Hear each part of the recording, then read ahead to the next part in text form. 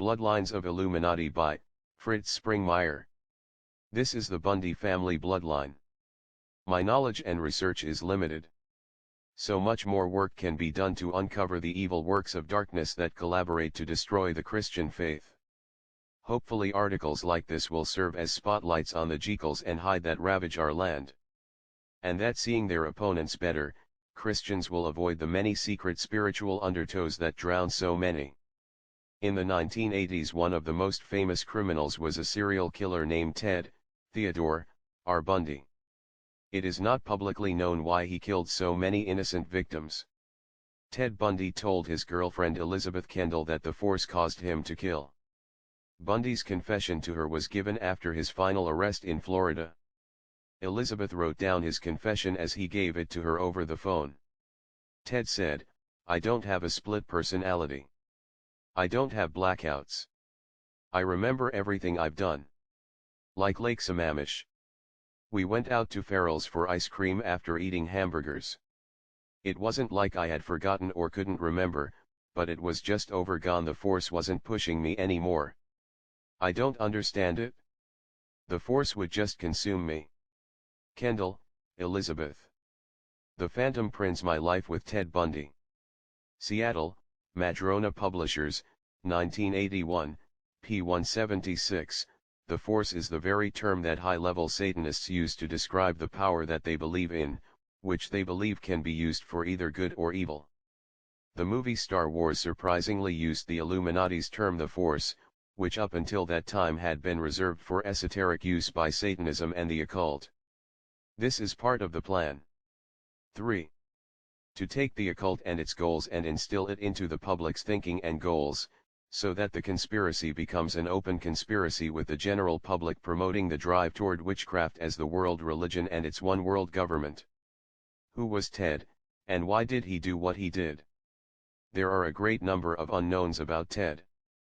And although it appears to the public that the newspapers covered his crimes thoroughly, often appearances can be very deceiving. If Ted Bundy was rioted to the Bundy family of the hierarchy, we could expect several things almost without doubt. 1. That his satanic activities and any occult connotations to the murders would be kept very secret by the police, the newspapers, and his family. 2. That information about the case and Ted Bundy would be closely contained. Interestingly, when I recently went to research Ted Bundy, every copy, all 4 of them, of the book Ted Bundy, Conversations with a Killer by Stephen G. Michaud had been stolen from the Portland Central Library. One of the other books on him was also missing, and the other was overdue. The university library, which is on a different library network, was just as bad. I did my research across the border in Washington state. Another category of books that is consistently stolen, I have been told by the library staff, are books on Freemasonry. Consequently, the Portland Central Library has a policy that interlibrary loan books on Freemasonry cannot be taken out of the library, even though the lending library doesn't mind if they are checked out.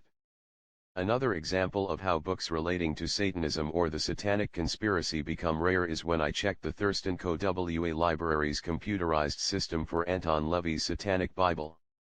Of the system's 18 copies, 14 were lost, I assume stolen, 1 was listed trace, and 3 were being held by the libraries, that is, they were not out on the shelves. Before proceeding any further, let me categorically state that I haven't found anything that ties Ted Bundy in with the top satanic family of the Bundys, nor have I found anything that disproves it either. I don't know either way. Still, there are some interesting items about Theodore Bundy. Perhaps someone else will be motivated to do the genealogy work, and save me the work. Ted was a law student. One of the schools he studied law at was University of Puget Sound, WA. A major reason he did so poorly in law school was the immense stress that took place in his life in connection to the time and effort he put into murdering beautiful women. Yet, his poor academic performances were no barrier to his political success.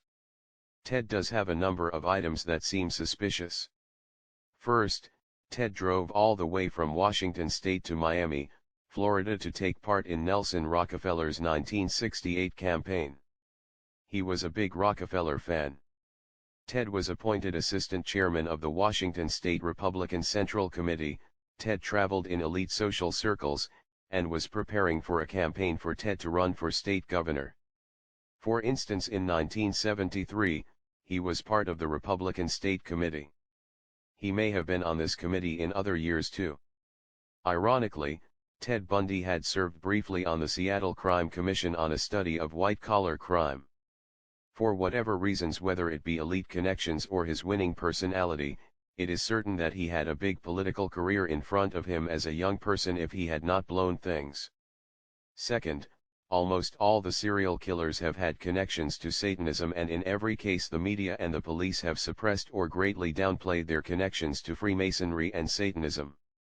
For instance, Charles Manson, Freemason, OTO and Satanism; Sam of Sam Berkowitz, OTO and Satanism; Jack the Ripper, Freemason; and Henry Lee Lucas, Satanism.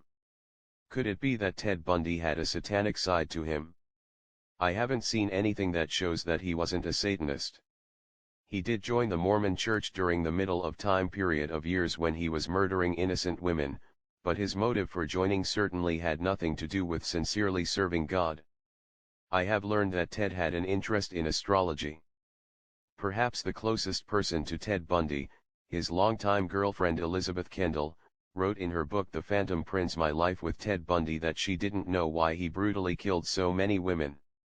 She was aware that he liked bondage-type sexual arrangements. But the inner workings of Ted's mind were a mystery to her. And Ted was capable of some of the biggest lying, and yet coming across totally honest. This type of lying goes on every day by the Illuminati members, who as a habit make bold-faced lies to the public. Ted Bundy was adopted by his father Johnny Bundy, who was a dentist in the northwest area of Washington state. What is this main branch of Bundys that we are speculating that Ted's father 4 might or might not be tied to? The original Bundy family came to the New World before 1635 to Boston, Mass. A few years later they moved to Taunton, Mass. A large branch of these Bundys went to Connecticut, and later a few went on to New York. Another group of colonial American Bundys were in North Carolina.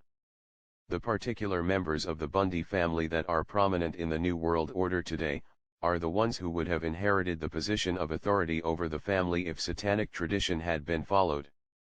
The Bundy family was an old American family that was part of the Eastern establishment, but with only a few exceptions like Congressman Solomon Bundy in the early 19th century, the family has only come into the public's eye during the 20th century.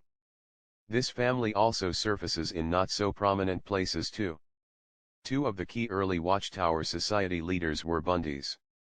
These were Walter H. Bundy, who went with Charles Taz Russell to Great Britain on his May 29 to 31, 1909 trip, and Edwin Bundy, who worked at the Bethel headquarters at the turn of the century and traveled around the U.S. for the Watchtower Society from 1906 to 1910. What is so powerful about the Bundys?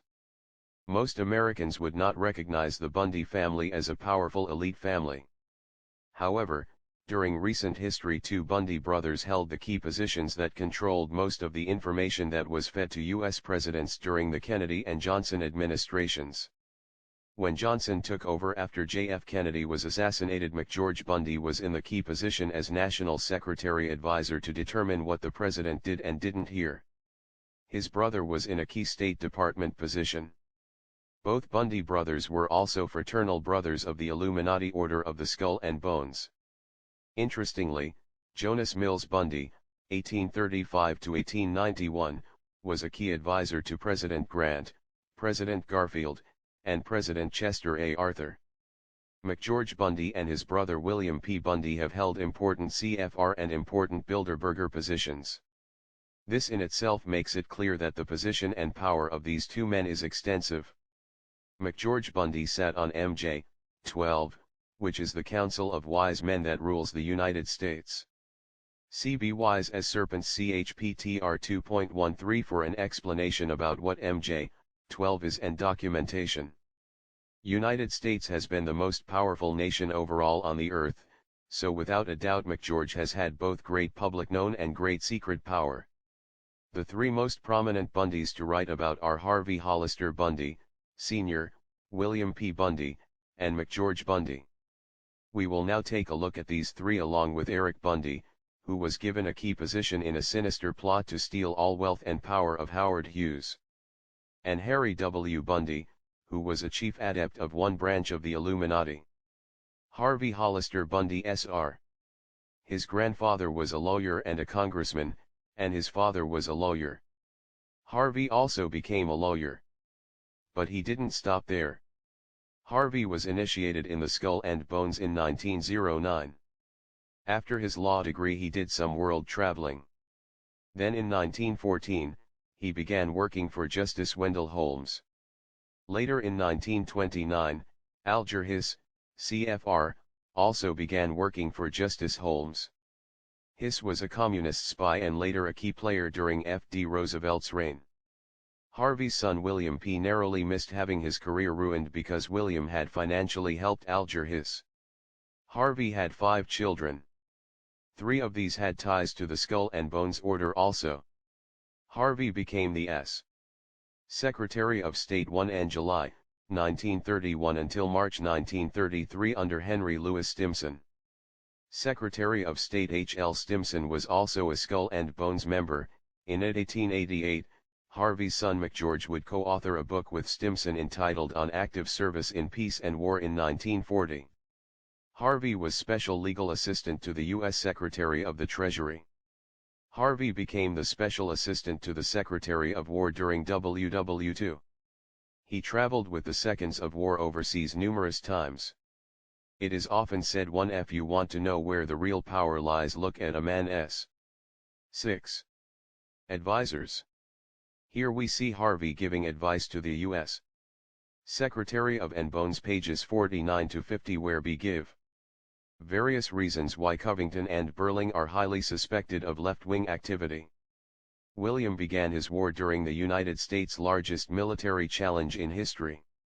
Harvey was one of the most key figures and the supervision of the Manhattan Project developing the atom bomb.